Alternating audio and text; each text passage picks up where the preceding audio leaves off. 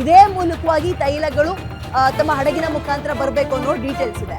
ಇದೀಗ ಇರಾನ್ ಸರ್ವೋಚ್ಚ ನಾಯಕ ಖಮೇನಿ ಹತ್ಯೆಯನ್ನ ರಷ್ಯಾ ಖಂಡಿಸ್ತಾ ಇದೆ.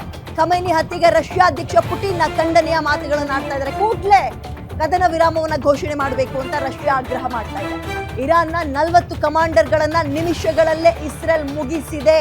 40 ಜನ ಕಮಾಂಡರ್ಗಳನ್ನ ಕೇವಲ ಕೆಲ ಸೆಕೆಂಡುಗಳಲ್ಲಿ ಅಥವಾ ನಿಮಿಷಗಳಲ್ಲೇ ಇಸ್ರೇಲ್ ಹೊಡೆದಾಕಿದೆ. ಇರಾನ್ನ 40 ಕಮಾಂಡರ್ಗಳನ್ನ ರಷ್ಯಾ ಇದೀಗ ಮಧ್ಯಸ್ಥಿಕೆ ವಹಿಸುವ ಪ್ರಯತ್ನವನ್ನ ಮಾಡ್ತಾ ಇದೆ. ತಕ್ಷಣವೇ ಇದಕ್ಕೆ ಕದನ ವಿರಾಮವನ್ನ ಇಸ್ರೇಲ್ ಇರಾನ್ ಜೊತೆಗೆ ಮಾತಾಡ್ಕೊಂಡು ಕದನ ವಿರಾಮವನ್ನ ಘೋಷಣೆ ಮಾಡಬೇಕು ಅಂತ.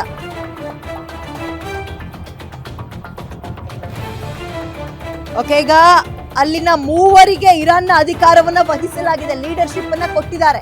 ಖಮೇನಿಯ ನಂತರ ಸದ್ಯಕ್ಕೆ ನೆಕ್ಸ್ಟ್ ಸರ್ವೋಚ್ಚ ನಾಯಕ ಅಲ್ಲಿಗೆ ಅಪಾಯಿಂಟ್ ಆಗೋ ತನಕ ಈಗ 3 ಜನ ಏನೋ ಲೀಡರ್ಶಿಪ್ ನಲ್ಲಿ ಹೋಗ್ತಾ ಇದೆ.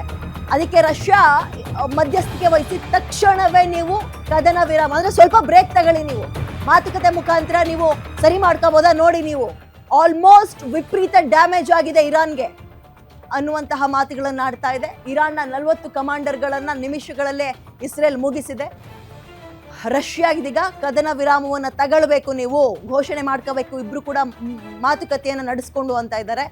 ಕದನ ವಿರಾಮಕ್ಕೆ ಇಸ್ರೇಲ್ ನಿರ್ಧಾರ ಏನು, ಅಮೆರಿಕ ಏನು ಹೇಳುತ್ತೆ, ಅಮೆರಿಕ ಕುತಂತ್ರಿ ದೇಶ ಬಿಡಿ, ಇದರಲ್ಲಿ ಇರಾನ್ನ ಈ ಸುಪ್ರೀಂ ಲೀಡರ್ ಖಮೇನಿಯನ್ನ ಕೊಂದು ಹಾಕಿದ್ರಲ್ಲ, ಇದು ನಮ್ಮ ದೇಶದಲ್ಲಿ ಎರಡೆರಡು ರೀತಿಯ ಮನಸ್ಥಿತಿಗಳಿದ್ದಾವೆ. ಅವ್ರನ್ನ ಕೊಂದು ಹಾಕಿದಕ್ಕೆ ಒಂದು ರೀತಿಯಲ್ಲಿ ಕೆಲವರು ಶಭಾಷ್ ಅಂದ್ರೆ ಇನ್ನು ಕೆಲವರು ಕಣ್ಣೀರು ಹಾಕ್ತಾ ಇದ್ದಾರೆ.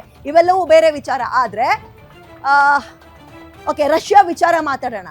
ಖಮೇನಿಯನ್ನ ಕೊಲ್ಲೋಕ್ಕಿಂತ ಮುಂಚೆ ಅಮೆರಿಕ ಮಾಡಿದಂತಹ ಒಂದು ವೆಲ್ ಪ್ಲಾನ್ ಏನಪ್ಪಾ ಅಂತ ಹೇಳಿದ್ರೆ, ಅವ್ರನ್ನ ಡೈವರ್ಟ್ ಮಾಡ್ಬಿಡ್ತು. ನ್ಯೂಕ್ಲಿಯರ್ ವೆಪನ್ಸ್ಗಳನ್ನ ಸ್ಟಾಪ್ ಮಾಡಬೇಕು ಅನ್ನೋ ಮೀಟಿಂಗ್ಸ್ ನಲ್ಲೇ ಅವ್ರನ್ನ ಕಂಟಿನ್ಯೂ ಮಾಡಿಕೊಂಡು ಅವ್ರ ಗಮನವನ್ನ ಬೇರೆ ಕಡೆಗೆ ಹೋಗದಲ್ಲೇ ಇರೋ ರೀತಿಯಲ್ಲಿ ನೋಡ್ಕೊಂಡು, ಎಲ್ಲಿ ಖಮೇನಿಯನ್ನ ಬಂಕರ್ನಲ್ಲಿ 1 ವರ್ಷಗಳಿಂದ ತುಂಬಾ ಸೀಕ್ರೆಟ್ ಆಗಿ ಬಚ್ಚಿಟ್ಟಿದ್ರೋ ಅಲ್ಲಿಗೆ ಮಿಸೈಲ್ ಅನ್ನ ಹಾಕಿ ಮುಗಿಸ್ಬಿಡ್ತು.